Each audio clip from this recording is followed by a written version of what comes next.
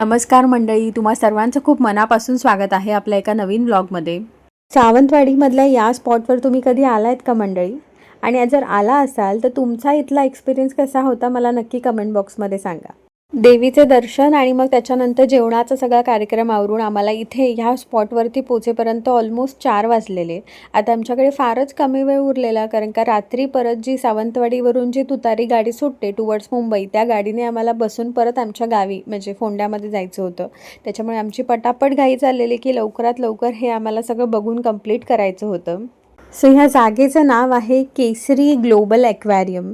तुम्हाला नावावरून अंदाज आलाच असेल की इथे ॲक्वेरियम म्हणजे मत्स्यालयसुद्धा असणार आहे, पण त्यासोबतच यांनी खूप साऱ्या नवीन नवीन गोष्टी इथे बनवल्या होत्या। त्यातसुद्धा तुम्हाला हळूहळू आपल्या व्हिडिओजमध्ये बघायला मिळेल। आम्ही हे ठिकाण व्हिजिट करण्यामागचं एकमेव कारण होतं ते म्हणजे कृष्णाई।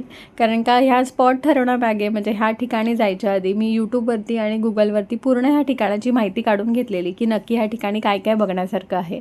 आणि कृष्णाई असल्यामुळे ह्या गोष्टींचा थोडा जास्त विचार करावा लागतो। मोठ्या माणसांचं चालून जातं, तिथे काही खाण्याची किंवा चेंजिंग रूमची काही व्यवस्था नसेल तरी मोठ्या माणसांसाठी तेवढा काही प्रॉब्लेम येत नाही, पण लहान मूल सोबत असेल तर आपल्याला थोड्या या गोष्टींची जास्त काळजी घ्यावी लागते।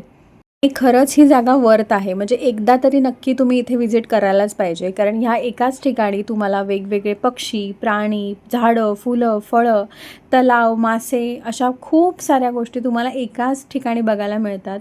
आणि तिकीटसुद्धा अगदी मिनिमल आहे, म्हणजे तुम्हाला लहान मुलं असतील तर 50 रुपये तिकीट आहे आणि मोठ्यांसाठी 100 रुपये तिकीट आहे।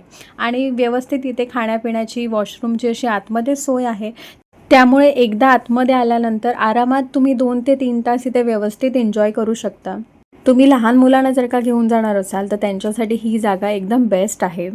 आम्ही जेव्हा इथे आलेलो तेव्हा अनायसे तिथे लहान मुलांच्या शाळेची पिकनिकसुद्धा आलेली, त्याच्यामुळे कृष्णाई त्या लहान मुलांना बघून अजून एक्साईट झालेली।